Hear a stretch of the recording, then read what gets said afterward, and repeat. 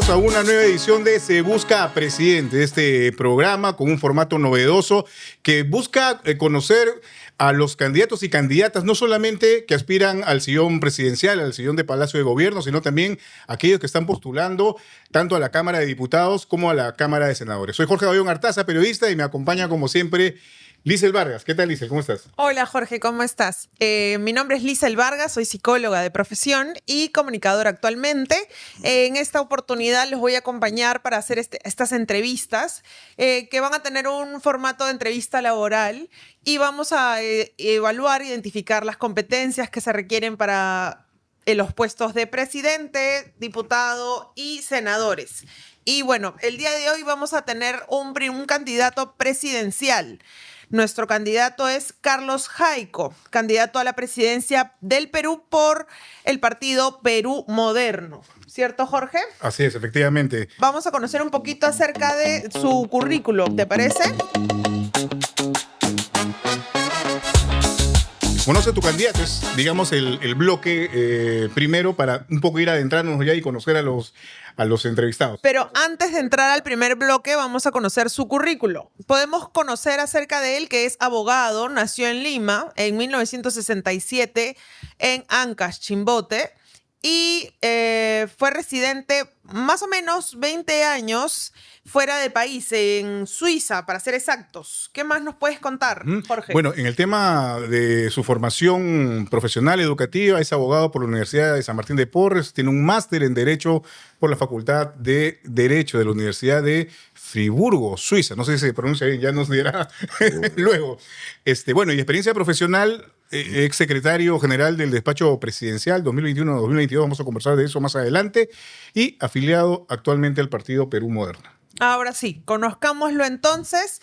Carlos Jaico, ¿cómo estás? ¿Qué tal? Mucho gusto. Muy buenos días, Lisel. Muy buenos días, Jorge. Un gusto de estar en el programa y poder compartir precisamente todas estas experiencias de vida importantes para desempeñarse de la mejor manera como presidente de la República. Sí, de hecho la idea de este programa es conocer un poco al candidato, no solamente las propuestas políticas, sino también un poco de su vida personal, de su vida, digamos, de lo que lo hizo querer llegar al mundo de la política. Y justamente por eso entramos al primer bloque. Como decía Jorge, conoce tu candidato, queremos saber un poco de ti.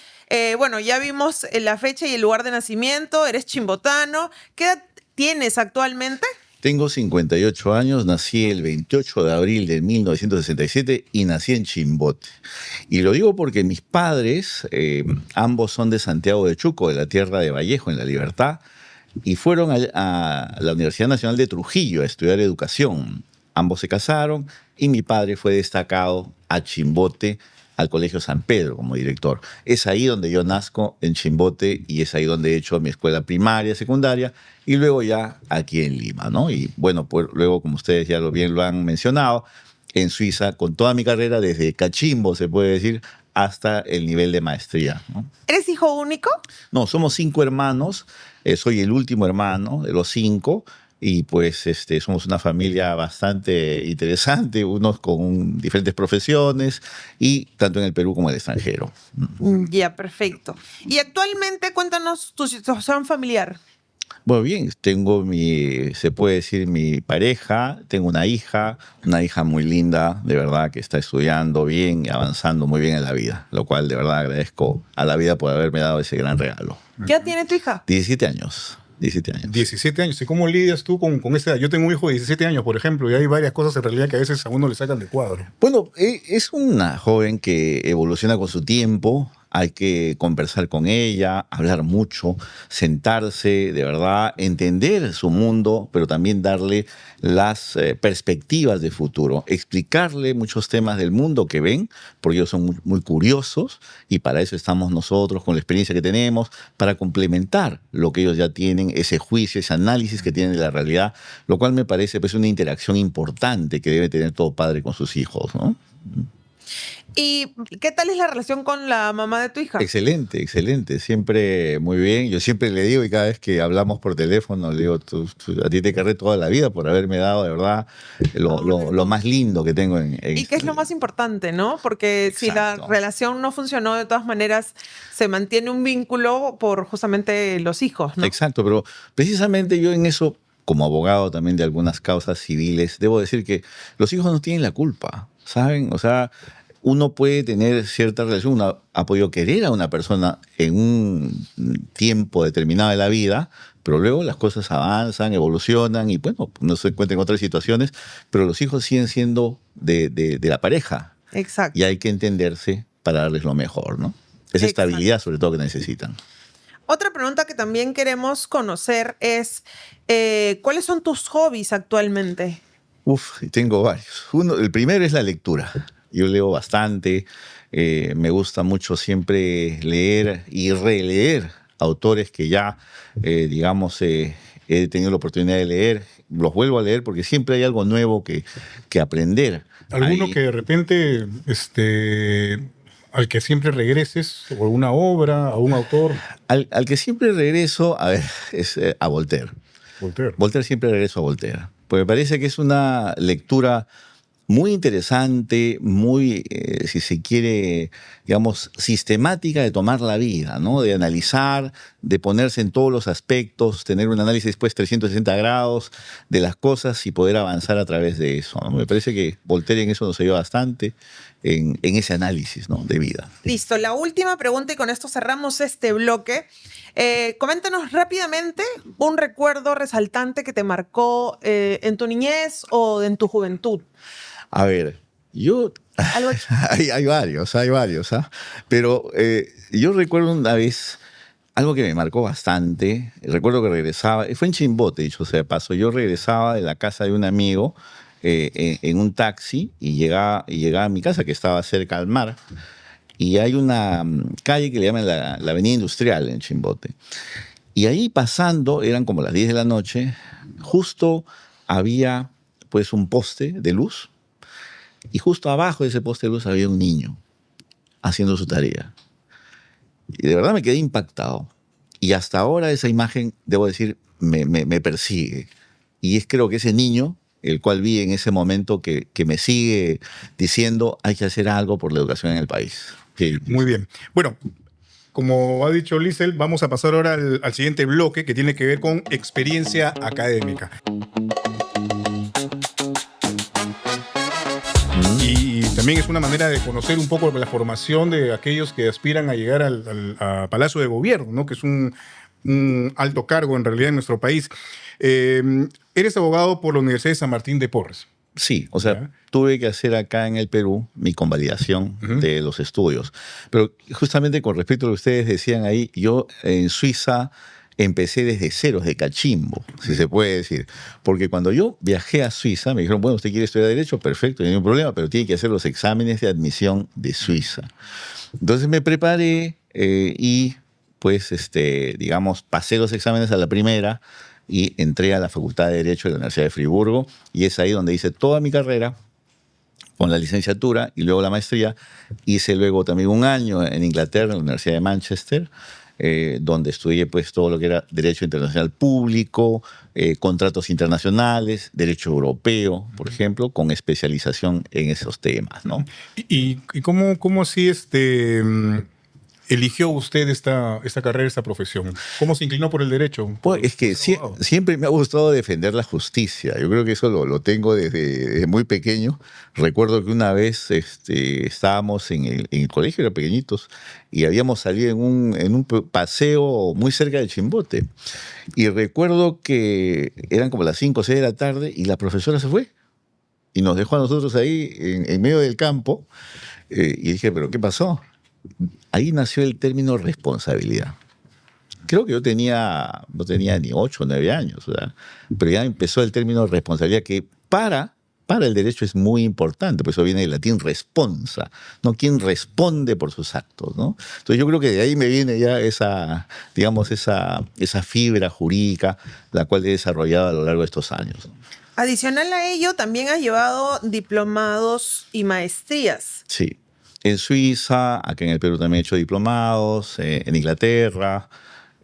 También he estado en Francia, por ejemplo, con el Comité Internacional de la Cruz Roja. Yo fui uno de los becados, si se quiere decir, elegidos para los cursos de Derecho Internacional Humanitario que tienen lugar una vez al año en Francia, ¿no? O en algún otro país de la Unión Europea.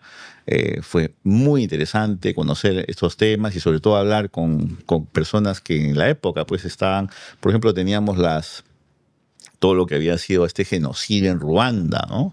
Y llegó el profesor William Chavas, que era pues juez precisamente en el Tribunal de Arusha, y nos comentó todo ese tema. Fue de verdad una experiencia muy interesante y bueno, también otros diplomados en el mundo también que he hecho, ¿no? Y mencionó que también has trabajado en México como profesor. Exacto. Profesor de Derecho, entiendo.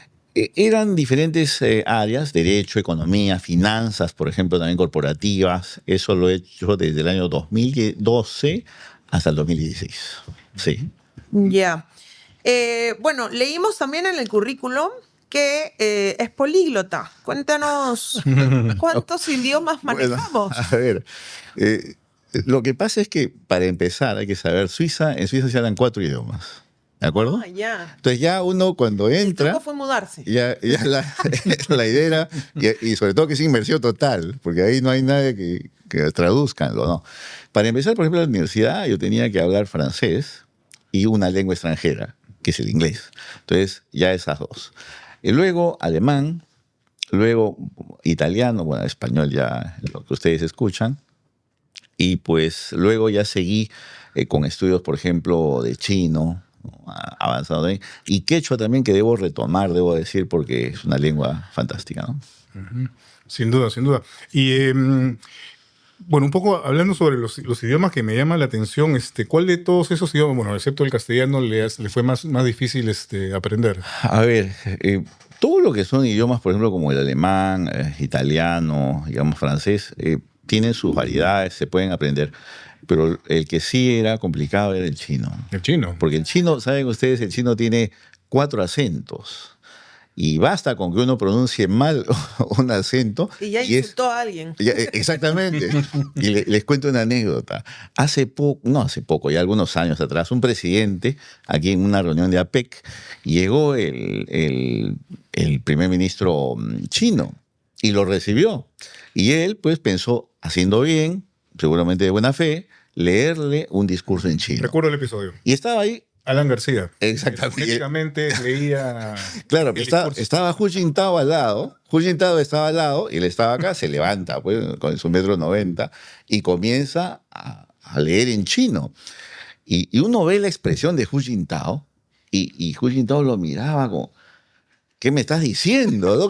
Pero tenía que él pues aceptar como que era pues un discurso bueno, ¿no? Pero ahí, recuerden, el chino tiene 4 acentos, hay que tener mucho cuidado al momento de sobre todo pronunciarlo y más aún leerlo, ¿no? Muy bien. 2 últimas preguntas, perdón por por favor, que te corte, antes de pasar al siguiente bloque. Con respecto a tus idiomas, ¿tú crees que nos puedes hablar algo cortito en quechua? Pues en quechua y Manayan Kashkanki, algo así, y podría seguir, pero yo les quiero decir algo en francés. Miren, que es una lengua que es interesantísima y muy bonita, sobre todo muy romántica. J'avoue, je ne m'avais pas vous, mon amour, avant d'avoir eu vent de vous, mon amour. Ne vous déplaise, en dansant la javanaise, nous nous aimions le temps d'une chanson. Es una canción de Serge Gainsbourg, La Javanesa. Muy bonita, excelente, que espero que vayan inmediatamente a buscarla. Yo esperaba la traducción. Claro. Y Mainayan Kashkanchi y Manaya, buenos días, bienvenidos. Sí, buenos sí, días, ¿cierto? Buenos días, sí. Ok, muy bien. Listo. Y mi otra pregunta, Dale. ¿hubo alguna otra carrera que haya querido estudiar de pequeño, de joven? Economía. Pero luego también mucho y fui hacia la filosofía. Así que todavía está pendiente en algún momento, porque me gusta mucho la filosofía, ¿no?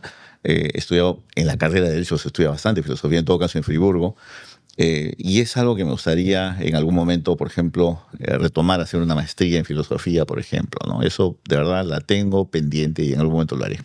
Listo. Listo. Vamos ahora al bloque de experiencia laboral y política, ¿no? Que es uno de los aspectos también que vamos un poco a presentar y destacar de cada participante, entrevistado o entrevistada que venga acá, Se Busca Presidente. Según lo que tenemos de información, usted ha estado... fue precandidato a la primera vicepresidencia en el 2016 por Acción Popular. Ha estado en el partido Todos por el Perú 2017-2019. También ha estado en Alianza para el Progreso 2019-2023. Y actualmente, bueno, está en el partido Perú Moderno, que es por el que está postulando. Sí, ¿Correcto? Con APP estuve de 2020 al 2023, es verdad. Ya, ok.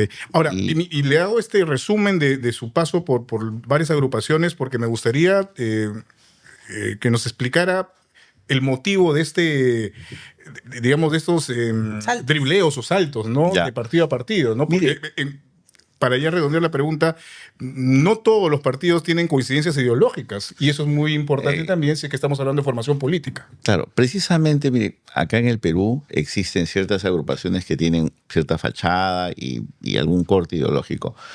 Si ustedes analizan el recorrido, rara vez ha sido agrupaciones de izquierda o de izquierda extrema. Y tampoco han sido de derecha o de derecha extrema. Siempre han estado en el centro, ¿no? Tratando de encontrar un camino, precisamente un puente al desarrollo que permita que los peruanos pues, salgamos de esa crisis ideológica que tenemos, porque es verdad. Lo que me he dado cuenta siempre es que en el Perú tenemos una ruptura ideológica. Siempre estamos peleándonos entre izquierda y derecha, cuando nuestros problemas son mucho más simples que eso. La salud no tiene ideología, la educación no tiene ideología, la infraestructura no tiene ideología, el agua no tiene ideología. Entonces nos estamos peleando por nada. Y es precisamente en el caminar en estos partidos políticos que se ha buscado tener una visión de país. No la he encontrado y es precisamente en Perú Moderno donde he podido encontrar ese camino que hoy estamos representando. Claro. ¿Y usted ideológicamente en el espectro de la política en dónde se ubica? Precisamente somos de centro. De centro. Centro republicano, liberal, que sobre todo tiene mucha tendencia a apoyar al empresariado peruano, a las MIPES, porque es lo que sostiene la economía. Ese es precisamente lo fantástico de la economía peruana, que está sostenida por gente de verdad y muchas veces informal. ¿De acuerdo? 80% de la economía peruana es informal, pero ellos son los que salen a trabajar cada día, son los que mueven la economía. Hay que saber que una economía es saludable cuando el dinero se mueve por lo menos 8 veces al día. ¿De acuerdo? Es ahí donde tenemos crecimiento. Y el Perú cumple con esa condición básica y es por eso que tenemos pues crecimiento. Que deberíamos tener más. Yo planteo que si de verdad desatamos los motores, prendemos los motores de la economía, podríamos llegar a 6-7%. Pero tal y como estamos ahora, no se hace. Bastante optimista, ¿no? Porque en los últimos años hemos estado alrededor de 2.5-3% máximo de crecimiento, ¿no? Que en realidad, bajo los estándares, digamos, de análisis económico o macroeconómico, en realidad no estamos creciendo. No estamos creciendo. O sea, saltar del 3 o 2.5% al 7, como usted plantea. Sí, pero eso... ¿Es posible realmente? Es posible. Y Perú todavía tiene gran capacidad para hacerlo. Y lo digo porque los motores de la economía precisamente son, por ejemplo, todo lo que es inversión privada. ¿Por qué la inversión privada al Perú no llega? ¿No? Ha crecido este año, hay que decirlo también. Pero ¿por qué no llega? Por la inestabilidad política. Y eso es lo que nos mata aquí. El Perú es un país donde hay cantidad de proyectos que se deberían invertir, o en lo que la gente quisiera invertir, pero la inestabilidad política siempre juega ahí un papel nefasto. Es curioso que usted, bueno, ha mencionado el tema de la inestabilidad política, porque precisamente Alianza para el Progreso, el partido en el que usted ha militado, participado del 2019 al 2023, digamos, 2019 estamos hablando de la época de 2020, Vizcarra, o 2020, sí. De la época de Vizcarra, y 2023 ya, digamos, casi la mitad del gobierno de Pedro Castillo con Dina la señora Boluarte, ¿cierto?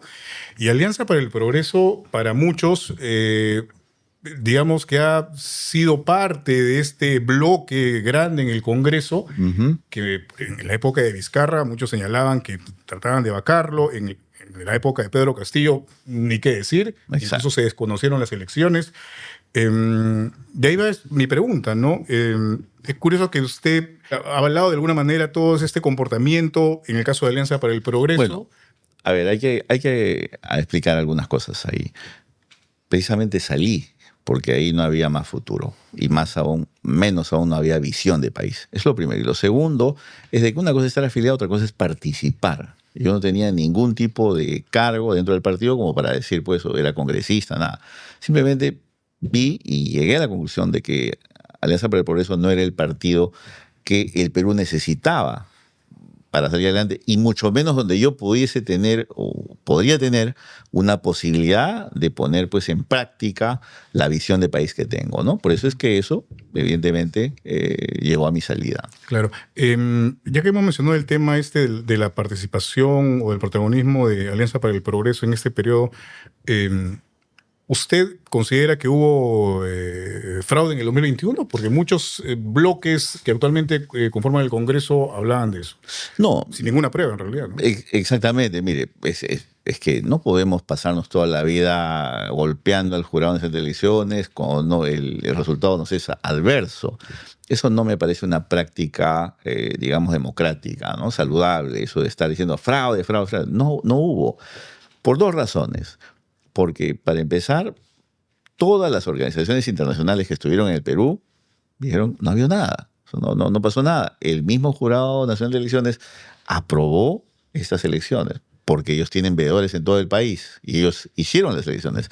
Y un tercer elemento importante es que en el Congreso se hizo esta comisión investigadora, que al final esa comisión investigadora que debió traer, evidentemente, hechos concretos, lo único que dijo, bueno, pues que investigue la Fiscalía.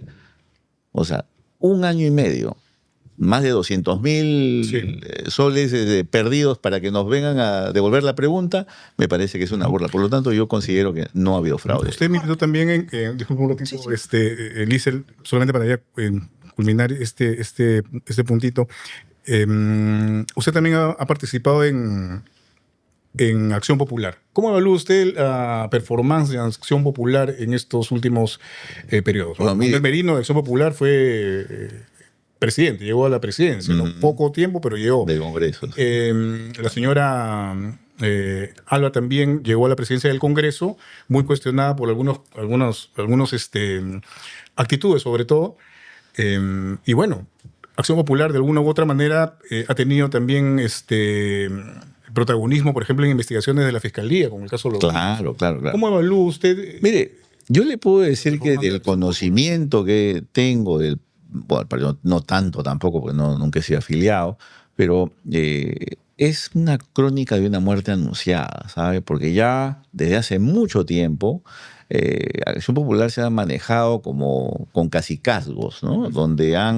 Y en las regiones, donde desde Lima se ha estado, pues, prácticamente monitoreando eso. Así que todos aquellos que ven ustedes, las cabezas de Acción Popular, no pueden ahora decir que lo que hay en el Congreso pues salió de la noche a la mañana. De ninguna manera. Ellos han sido responsables porque ellos los han cobijado, ellos los han, impulsado a llegar a estas posiciones de gobierno. Por lo tanto, quejarse ahora y decir que han habido pues malos manejos, me parece que es un poquito quitarse la responsabilidad. Ellos son responsables de la debacle de Acción Popular y ellos deben responder por eso, ¿no? Muy bien. Usted ha sido también secretario general del Despacho Presidencial 2021-2022, un año del gobierno de Pedro Castillo. Fue de 23 de noviembre del 2021 al 1 de febrero de 2022, o sea, 2 meses y algo. 2 meses, ¿ya? ¿Y Sí. por qué salió? Bueno, porque había, digamos, a ver, yo entré, y hay que decirlo bien claro, pues soy un hombre de Estado. Y por lo tanto, si a mí me llaman a trabajar por el Estado, yo trabajo por el Estado, yo no trabajo por una persona en particular. Y eso es un mensaje que quiero darles a todos que asumen una función en el Estado, un cargo de confianza. ¿Saben? El funcionario de confianza solamente le debe lealtad a 2 cosas. Primero, a la Constitución, y segundo, al Estado de Derecho. A nadie en particular, no a una persona. Y lo que pasa en el Perú es que aquí la gente entra y cree que le debe pues, el puesto al que lo contrató.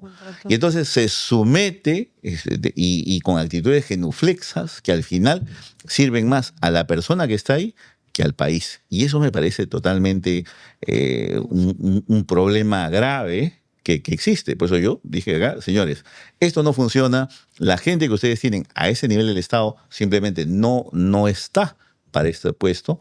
Yo no tengo absolutamente nada que hacer aquí. Ahí está mi renuncia y sobre todo denuncio la mala gestión y sobre todo las puertas abiertas a la corrupción que se está haciendo en este gobierno.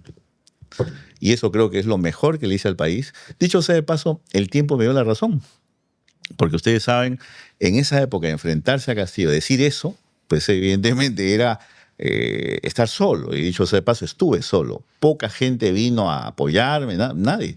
Los que estaban dentro del gobierno, ministros y compañía, sabían lo que estaba pasando. Sabían. Y ellos son los que han llevado a la debacle a Pedro Castillo. Y ahora, pues, incluso, como ya han habido carpetas fiscales abiertas, prácticamente se han vuelto colaboradores eficaces. Es lo peor. Su propia gente lo ha traicionado, su propia gente, pues, lo está, llevando a la cárcel, ¿no? Lo cual, pues, confirma lo que yo dije en su momento. Sí, yo quería hacer dos preguntas respecto a varios temas que estaban conversando. Me queda claro que llegó un momento en el que usted reconoció que no era bueno continuar con ellos y por eso presentó la renuncia. Hasta ahí me queda perfecto. Pero lo que quiero entender es qué lo llevó a creer en algún momento en estos personajes. Hay que entender esto como que el ciudadano entra a un restaurante y le dicen, ¿sabe qué hay? Ceviche y arroz con pollo. Nada más. Elija. ¿Cuál de los quiere? Había que elegir uno. Cuando salimos de segunda vuelta estaba la señora Keiko Fujimori y Pedro Castillo. Eligió el mal menor. El mal menor. ¿Qué me queda? Exactamente, porque ya Keiko Fujimori evidentemente ya uno sabe a dónde va. Eso sí, uno ya no regresa de ahí. Me queda clarísima, la respuesta está clarísima. Uno ya de ahí no regresa, ¿no? Entonces, bueno, Pedro Castillo, en la época no había grandes problemas, la política lleva a ese tipo de situaciones, entonces por eso que acepté con Castillo. Listo, ¿no? Y mi otra pregunta, ¿por qué en su momento, o sea, usted ha pasado por varios, como decía Jorge, ¿no? Por varios saltos en distintos partidos.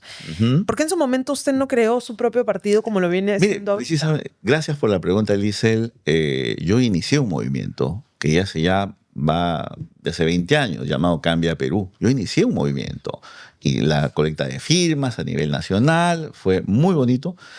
Llegó la pandemia, nos encerraron a todos, perdimos los plazos y fue una serie de circunstancias que impidieron que pudiésemos inscribirnos. Pero yo lo hice el esfuerzo, de verdad. Y quienes me escuchan y en el Perú y en el extranjero, trabajamos bastante duro por esa idea, por la patria que era Cambia Perú, ¿no? Sí. Y claro, con la pandemia se fue el sueño y se fue... Sí, ya prácticamente no nos podíamos ni reunir y al fin y al cabo pues quedó en un lindo sueño, que dicho sea de paso ellos ahora están apoyando también el trabajo que hacemos en Perú Moderno. Listo. Muy bien. Vamos entonces al siguiente bloque. Cuarto bloque. Bloque de propuestas que es, digamos, lo que finalmente anima a participar de este programa también para conocer un poco qué es lo que está planteando como candidato a la presidencia. Si nos podría dar, para empezar, 3 propuestas, fundamentales, con las que usted está postulando para la presidencia. Bien. Mire, cuando uno entra al gobierno, a una gestión, tiene que saber exactamente qué es lo que va a proponer y sobre todo tener una visión de país, ¿de acuerdo? No se trata únicamente de proponer cosas pequeñas. El país tiene que tener un norte. Y nosotros hemos identificado un proyecto grande de envergadura que es el tren trasandino. El tren que va por la cordillera de los Andes, o sea, que va desde Puno, Juliaca, hasta Cajamarca, Piura. ¿No? Es el Capañán ferroviario, ¿de acuerdo? ¿Pero por qué? Porque hemos olvidado cuál es la columna vertebral del país. Y la columna vertebral del Perú es la cordillera de los Andes. Lo hemos olvidado totalmente. Por eso es que hay pobreza, miseria y olvido. Y eso precisamente ya en este siglo XXI no podemos olvidarlo. Debemos tomar esa responsabilidad y avanzar. ¿Pero cómo lo quiero hacer? Con una línea ferroviaria, con un tren ultramoderno, no chatarra como lo que tenemos actualmente y que están trayendo. De verdad, hay que tener un poquito de autoestima como país. Ahora, cuando ustedes dicen, por ejemplo, y la pregunta puede venir, ¿con qué se financia? Sí, nos podemos endeudar, pero un país en ese tipo de proyectos sí tiene que endeudarse. ¿Saben por qué? Porque un país, un Estado, es como un padre de familia que le da lo mejor a sus hijos, invierte en su educación, les da lo mejor, no pensando en lo que le va a devolver, porque ese es un pensamiento, digamos, empresarial. El Estado no puede funcionar así. El Estado funciona en función ¿de qué? De la cantidad de posibilidades que pueda tener justamente sus ciudadanos de desarrollar la economía. Y ese es nuestro punto principal, el Capayán ferroviario. Listo, En la esta segunda es la propuesta. primera propuesta. Claro, la segunda propuesta. a ver, Segunda propuesta es avanzando en educación. Ajá. En educación, lo que llamamos la nueva escuela peruana. Por un lado, para los alumnos jóvenes del tercero al quinto de secundaria, darles formación técnica que necesitan. ¿Por qué? Porque terminan 11 años de educación secundaria y salen con un diploma de estudios secundarios que prácticamente no les sirve para nada. Tenemos, no se olviden, 9 millones de peruanos que no han terminado la escuela secundaria. Entonces, eso es grave, grave para la economía. Debemos entonces impulsar por ahí. Y por otro lado, para nuestros profesores, los centros regionales de pedagogía. ¿Por qué? Porque nosotros planteamos que quien entra al sistema educativo nacional tiene que ser alguien que ya ha terminado ya una licencia en física, economía, derecho, en matemáticas, historia, geografía, y con eso entrar al Centro Regional de Pedagogía, donde durante 2 años se va a formar, 1, en pedagogía, precisamente que es la transmisión de conocimiento, y 2, en el curso que va a dar. ¿Mm? Y la tercera propuesta para... Seguridad, seguridad y seguridad. Un paréntesis. Yo sinceramente pensé que iba a empezar por seguridad, que es lo que en este momento la gente está requiriendo Exactamente. de manera urgente. Pero bueno. Pero a felizmente ver. lo mencionó. Lo Ahí mencionó, está. sí, porque Yo también. no lo menciona. A punto de Es que la atacarlo. canción. Es que, precisamente, hay que ir Pero de... creo que se podrían ordenar prioridades sí, un ya poco. estábamos ¿no? Exactamente, la Pero- prioridad es la visión de país, ¿de acuerdo? Luego son temas que tenemos que tratar. Ahora, seguridad. Yo quiero darles una cifra. Miren, en el año 1988, cuando Alan García fusionó las 3 fuerzas que tenemos, Guardia Civil, Policía de Investigaciones, Guardia Republicana, teníamos 17.500 investigadores para una población de 20 millones de habitantes. 2025, 35 millones de habitantes, tenemos solamente 7.000 investigadores. Quiere decir que ha decrecido totalmente. Es por eso que las bandas criminales están pululando por todos lados. Ese es el primer elemento, aumentar lo que es inteligencia policial, ¿de acuerdo? Que es lo principal. Y segundo, control territorial. El Estado peruano ha perdido prácticamente espacios geográficos donde ha dejado que la delincuencia prácticamente impere, campee, incluso en Lima. Medio está en Lima. Hay distritos donde prácticamente la policía no llega. Y están ahí los... O no quiere delincuentes. llegar.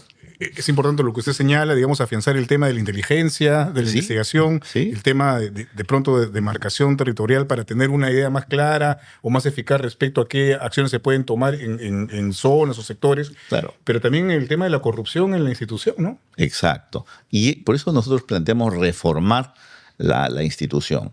No seguir con este camino que prácticamente es una lavadora que no distingue colores, sino que especializar. Por eso es que nosotros planteamos, por ejemplo, tener ese sistema que teníamos que funcionaba bastante bien. Guardia Civil, Guardia Republicana y Policía de Investigaciones del Perú, pero ya del siglo XXI, evidentemente, con toda pues, la tecnología que necesitan, ¿no? Pero hay un punto importante también que quiero señalar, que como jefe supremo de las Fuerzas Armadas, yo tengo que hacer de este problema un problema de seguridad nacional. No podemos dejar únicamente a la Policía Nacional del Perú tratar este tema. Es un tema que ya ha desbordado.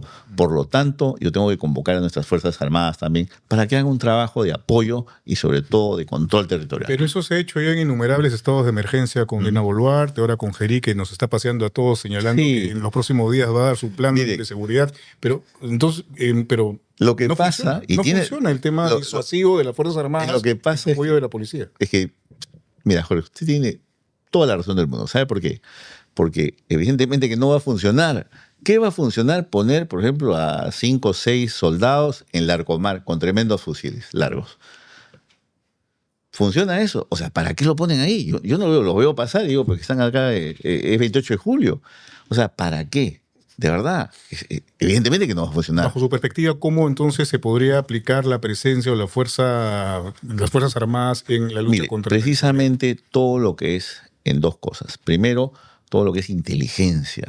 Las Fuerzas Armadas tienen un sistema de inteligencia fuerte, que no se está utilizando, que no está coordinando con nuestra Policía Nacional del Perú. Eso, por ejemplo, no lo estamos utilizando.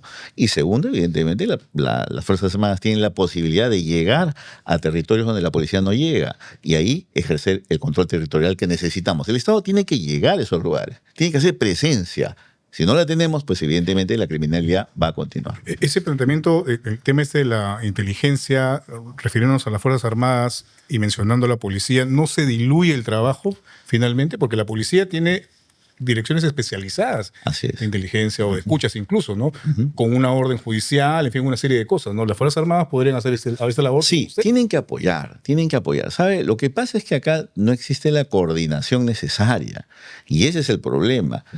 Todos los estamentos del Estado funcionan de manera independiente, autónoma prácticamente, y no trabajan en concierto. Lo que hay que hacer es que trabajen en concierto. El problema de seguridad nacional nos compete a todos. Por lo tanto, todas las instituciones del Estado tienen que estar concernidas en el trabajo.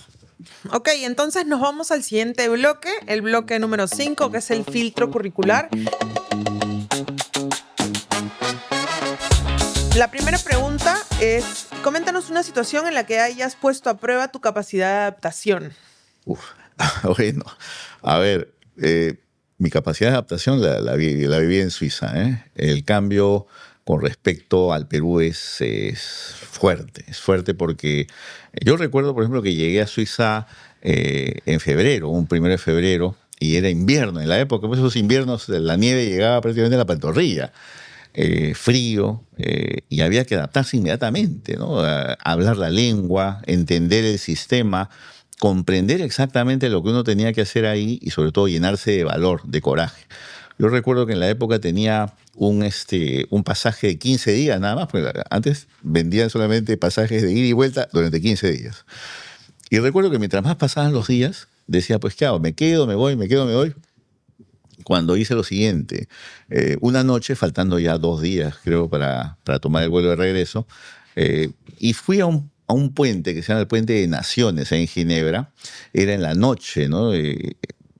Con todas las banderas que habían ahí, frío enorme, el río que pasaba, caudaloso, y me paré ahí. Y claro, la gente se extrañaba de verme ahí seguramente, pero en ese momento, porque en la época pues habían los pasajes que eran así grandes, con varias hojas, ¿no?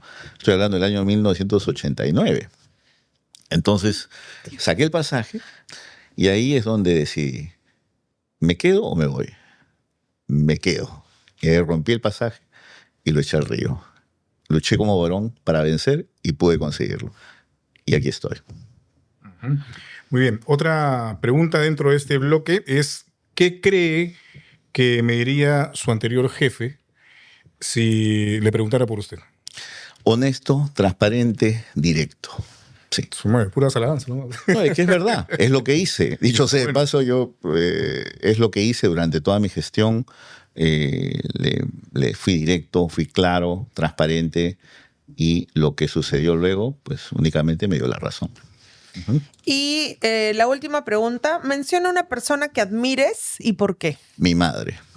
Mi madre que de verdad, porque mi padre falleció, pero mi madre tuvo que educar a 5 hijos, de verdad. Es una madre trabajadora, ¿verdad? Con un coraje enorme. Y es de ahí yo creo que tengo ese gran ejemplo, ¿no? Es una madre coraje que de verdad nos dejó el año pasado y hasta el final. Una mujer luchadora, de verdad, con un gran ejemplo y un temple que de verdad ya quisiera tenerlo, pero precisamente imitamos de muy buena manera su ejemplo, ¿no? Muy bien. Listo. Vamos ahora al bloque 6, que es el último bloque ya, que es una secuencia ping-pong. Vamos a lanzarle algunas palabras o nombres y usted tiene que responder lo primero que se le venga a la cabeza. ¿Ok? En una palabra. A ver, empezamos. Pedro Castillo. Decepción. Gabinete en la sombra. Corrupción. Carlos Jaico. Honestidad. Suiza. Desarrollo. Perú. Esperanza. Peruanos en el exterior. Gran promesa. Carlos Añaños. Gran empresario. Presidente. Perdón, ¿el presidente Geri? No, presidente. Ah, pues, gran responsabilidad. ¿Y Geri? También, un poco que... ¿También gran responsabilidad, seguro? Bueno, no, él ya está un poco en la farándula. Gran responsabilidad. Presidente Geri, farándula. Farándula, exactamente. Muy bien. Corrupción. A eliminar del Estado. Keiko Fujimori. Uf, nefasto para el país. López Aliaga. Mentiras, mitomanía, y puedo continuar. Alfredo Alfredo. Barnechea. Acaparador. Jorge, acaparador. La siguiente. Alfredo Barnechea. Bueno, no sé, chicharrón. Y la última que se me ocurrió, César Acuña. También una gran decepción, ¿no? Porque hay que ver cómo ha dejado la región La Libertad para ver que su gestión ha sido pues una de las peores, ¿no? Muy bien, Carlos Jaico, muchísimas gracias por haber estado con nosotros. Y nada, vamos a ver cómo se va desarrollando la campaña, porque acá está Abril, tenemos todavía. ¿Qué pasó? Se te está olvidando la pregunta importante, la más importante de todas las importantes. A ver, dale. No sé, ya me perdí. Sí. La última pregunta es, ¿por qué tendríamos que contratarte a ti? Oh, bueno. A ver, hay varias razones. La primera es Dirígete a ver. los peruanos, que son quienes van a decidir. La primera es que estoy en la fuerza de, si quieres, la intelectualidad, con toda la energía necesaria para poder llevar adelante los cambios que necesita el país. Segundo, soy un hombre honesto, transparente y que sobre todo tiene una gran historia de lucha contra la corrupción. O sea, y eso es lo que el Perú necesita. Alguien que pueda decirle no a la corrupción, donde esté, de todas las situaciones posibles. Y un elemento importante, tengo visión de país, que eso es lo que necesitamos ahora. El Perú no puede pasarse los próximos 25 años con alguien que no tenga visión de país, o por lo menos avanzar sin un derrotero, sin un camino, un objetivo, una visión que nos lleve precisamente a salir del subdesarrollo hacia el desarrollo. Por mi parte, eso es todo. ¿Ya? Ahora sí, Jorge, ahora sí. Bueno, muchísimas gracias, Carlos Jaico, por haber estado con nosotros. Gracias a ustedes, gracias a ustedes. Y bueno, vamos a estar pendientes de cómo va la carrera electoral de acá hasta abril, ¿no? El Perú es un país que a veces uno no sabe, ¿no? Amanecemos con un presidente, luego con otro, o pasa cualquier cosa. Así que bueno, vamos a ver cómo van de acá hasta abril. Y nada, éxitos en lo que venga de acá hasta ese momento. No, Gracias. muchas gracias a ustedes, gracias Lisel, gracias Jorge por este ejercicio intelectual interesantísimo que de verdad hay que hacerlo mucho más seguido. Y les agradezco por esa iniciativa. Gracias a ti. Recuerden que todo buen trabajo inicia con una muy buena entrevista. Y no olviden seguirnos en TikTok, Instagram, YouTube o Facebook. ¡Chao! Cuídense.